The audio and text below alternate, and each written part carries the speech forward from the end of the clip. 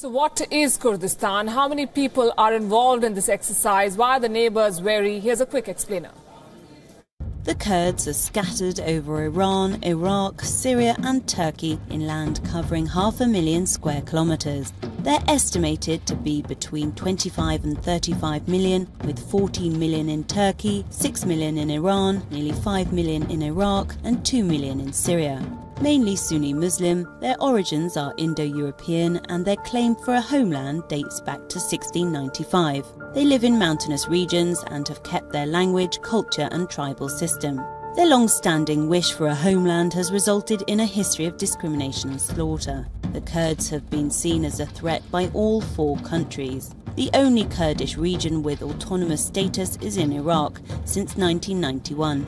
There's been an upsurge of violence since 2014, triggered by the rise of the jihadist movement known as Islamic State. Kurdish fighters in both Iraq and Syria have resisted jihadists in bloody battles, making them an effective barrier against the radical Islamist threat.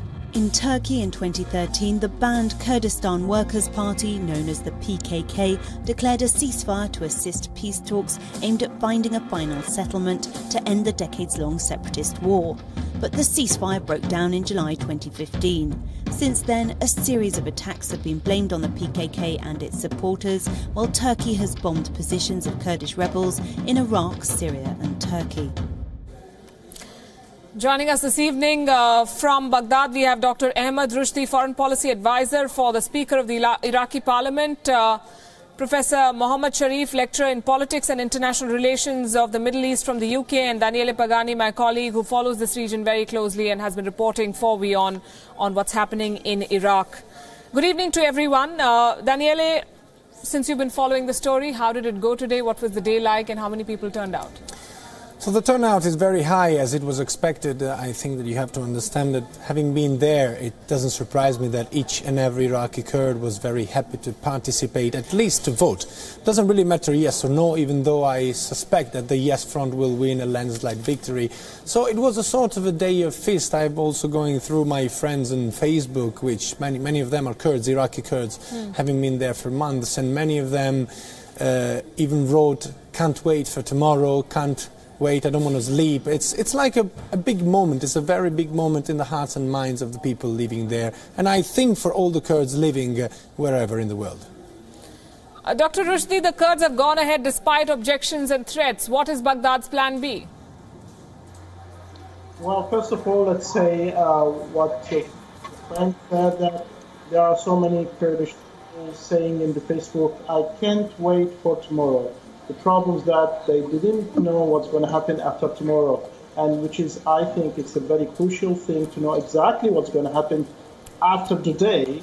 Especially there are so many threats from everywhere, and in spite of there is something also very important, is that the sovereignty of Iraq now has been threatened, because if we are talking about the Kurdish state, the referendum will end it with a Kurdish state. It's something cannot be accepted by Baghdad. It's not constitutional. It looks like even the way of dealing as a federal Iraq is a wrong way to deal with. Well, let's see what's going to happen after today. And I think even the decision of referendum is not important. The most important thing now, how to make a roadmap to stay on Iraq. And it's supposed to be happen like that, from the Iraqi government, from the Iraqi parliament. In spite of that, the Iraqi parliament said clearly it's not constitution, it must stay with Iraq, and the referendum must be accepted, first of all, by the Iraqi constitution, by the Iraqi institutes, by the Iraqi official institutes, in a way to keep the unity of the whole of Iraq. Mohammad Sharif, these are the facts of the matter. The Iraqi government has asked the autonomous Kurdish region to hand over control of the international border posts, international airports, called on all foreign countries to stop importing Kurdish crude oil. There's a lot of pressure. That's the point I'm trying to make. Even if the Kurds were to win and the yes vote were to be overwhelming in the result, would it be a Pyrrhic victory? Actually, I'm quite surprised that the reaction from Baghdad has been in this way. Kurdistan has always been a source of weakness for the government in Baghdad, mostly as a consequence of Baghdad's behavior. The Kurds have constantly been subjugated and humiliated and treated as second-class citizens by the government in Baghdad. So as a consequence of that, for the last 6 decades, the Kurds have been fighting the government in Baghdad and have been a source of weakness for this entity.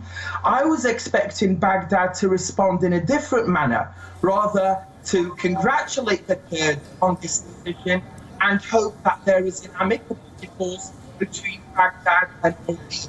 And with regards to the constitution, actually this the preamble of the constitution says very clearly that Iraq is a voluntary union made up of various sects and ethnicities and groups. So as a consequence of Iraq's and Baghdad's mistreatment of its Kurdish population, it was only natural for Baghdad to expect that the Kurdish leadership and the Kurdish people would decide to succeed from an Arab Iraq that has been a source of misery and a source of threat to the Kurdish people since the day Iraq was established as a kingdom in 1921. Dr. Rushdie, do you want to respond to this? Who is responsible for this state of affairs? It is said often, the charge against Baghdad is that it did not keep its side of the bargain. First of all, I'm sorry the electricity went down, and let's be frank. I think, my friend, just telling the truth, in a way, it can be manipulated in another way. Well, let's say they are the second, level in the citizenship of Iraq, and there is a third level, which is the Sunni, who are the Sunnis, who are also have been marginalized, have been kicked from the authorities, from taking any authorities inside the Iraqi government since 2013, which means that we're going to end up with the Sunnis saying that, okay, we are just like the Kurds, we have been marginalized, we have been detained, we have been suffering from all other things, and we must have our own referendum also, just like the Kurds. Why not? So at the end there is no Iraq. So why we did the constitution first in the 2014, or let's say 2005? Because in 2005, everyone, the Kurds, the Sunni, the Shia, voted with the accepting this constitution in a way that are still inside Iraq, the federal Iraq, and we must do something is that we all gonna share power, we all gonna share decisions which are very important for the future of Iraq. So this is the most important thing. If you're gonna decide something, I'm your partner, just say that we can stay together, but I have some sort of specialty in my region. Now, yeah, definitely, the Iraqi government since 2003 and for the previous 13 years, there is no real management for the whole crisis that happened to Iraq. The last one was the hello.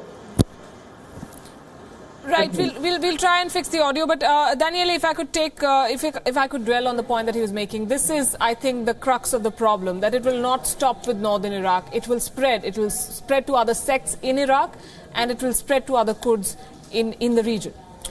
Well, when it comes to other sects in Iraq, this really remains to be seen. I mean, there are no federal requests coming from any other of the sects in Iraq, so this is perhaps a little bit of an exaggeration. When it comes to the Kurds all over the region, well, yes, I get this point. This could be a problem. For instance, this could be a problem in Syria for the Syrian state, because as a matter of fact, the Syrian Kurds, regrouped in the SDF, the Syrian Democratic Forces, have been fighting boots on the ground against the Islamic State. And they do control an entire belt in the northern part of Syria, going more or less from Iraq to the Mediterranean, to the end of Syria, except 95 kilometers. So it could be the case of them relying on the case of the Iraqi referendum in order to request to President Bashar al-Assad the right to vote for their independence. The same could happen in Turkey. Even in Turkey, there are no doubts that the Turkish government will never allow the Kurds to hold a referendum like this. So yes, it could be an element of jeopardization, I would say, an element element of division in the Middle East society, but it's also something that was much expected. And if I may put a couple of elements going back to history, I remember that in 2005 there was a very tough negotiations between Masoud Barzani and the then US-backed Iraqi government, and it was the United States to put pressure on Barzani to accept to remain in a federal state of Iraq, provided a couple of pacts were needed to be respected by Iraq. One of those pacts was, for instance, the institution of a lower house of the parliament representing federal states and region. This never happened. Baghdad never did so. The second one that comes to my mind is that militias should have been made illegal. This is not happening because Al-Hashdi Shabi, which is a Shia militia backed by Iran, is all over Iraq. I personally met them. Tens of thousands of men. So yes, there is a story of a very difficult relation. So it was very much expected the Kurds would have requested Baghdad after 12 years to either abide by the pact or push a little bit on the independence road. That's definitely a story, but one side of the story, I would say, because I'm trying to get all angles here. So let me put this to Mohammad Sharif. How much of today's exercise is about the self-determination of the Kurds in northern Iraq, and how much of it is about the oil wealth in the region? Well, basically, it has nothing to do with the oil wealth directly. There might be an indirect element there, but really it is all about the right of self-determination for the Kurdish people, which is enshrined in international law, in the Charter of the United Nations, in the Universal Declaration of Human Rights, and other major international documents. The Kurds have been true partners in trying to rebuild Iraq. From 1991 to 2003, the Kurds were independent in their own de facto entity. It was only after 2003 that they voluntarily returned back to Baghdad to help build a new Iraq. And the Kurds participated very actively in ratifying... I'm sorry to interrupt, Mohammad Sharif. Is it then a coincidence that a week before this referendum, the Russian company Rosneft announced a $1 billion deal to improve Kurdistan's oil infrastructure and exports? I mean, the oil element is hugely important, because how can you have a viable independent Kurdistan without an income, without a revenue? And of course, Kurdistan is very rich in its oil revenues and its gas revenues, and with these energy resources, it will be able to maintain a viable independent Kurdistan. But the story, it cannot be limited and restricted to the issue of oil, but rather to the right of the Kurdish people to have an independent state of their own. 52 articles of the Iraqi constitution have been breached by the Iraqi government. All the major articles related to the Kurds have not been respected. So I find it very strange that my friend in Baghdad makes the accusation that this referendum is not constitutional or unconstitutional. That is quite strange for him to make that argument, considering it is the constitution that has not been respected by Baghdad that has led to the Kurds to hold a referendum today on the 25th of September. Sure. Unfortunately, it's a problem that cannot be settled in a television studio, much less in 20 minutes. But as we wrap this discussion, Daniele, I want to ask you, if this is just a symbolic exercise, why go to such lengths for symbolism? How do you see this playing out in the days ahead? Well, I think that for this reason, we have to understand what is the meaning of Kurdistan for Kurds. We should ask the Kurds this, but I mean, keeping in mind my own personal experience, Kurdistan for them is more than a nation, more than boundaries, more than borders and politicians. It's an idea. It's a long-standing idea which has always been with them. They live scattered around the Middle East. They've never had a state of their own in the recent contemporary history. Therefore, the identity relies on the very existence of the possibility of having a nation one day or the other. So this is behind the referendum. Even though if it is not binding, it doesn't really matter to the voters, to many of the people. Of course, not everyone is considering the real possibility of Kurdistan exiting Iraq, I would say. And of course, oil is actually a major element, because anyway, Kurdistan will really earn a lot of money out of the reserves of oil. So there is also that element. It's not only politics and romance, but in the mindset of the people, the common people. The very idea of Kurdistan is the idea of the right to existence, the right to identity, which has been denied for them in their perception since a century. Is it an idea whose time has come? We'll have to wait and see. Daniele Pagani, Dr. Rushdie and Mohammed Sharif, thanks very much for joining us and sharing your thoughts on this. And if there's one adjective that describes the situation in northern Iraq today, it's uncertainty. What happens next? Does a yes vote guarantee a separate state? The Kurds do not know for sure. They're an emotional people, as Daniele also pointed out, who may not see light at the end of the tunnel, but will stay the course because that is the path they chose.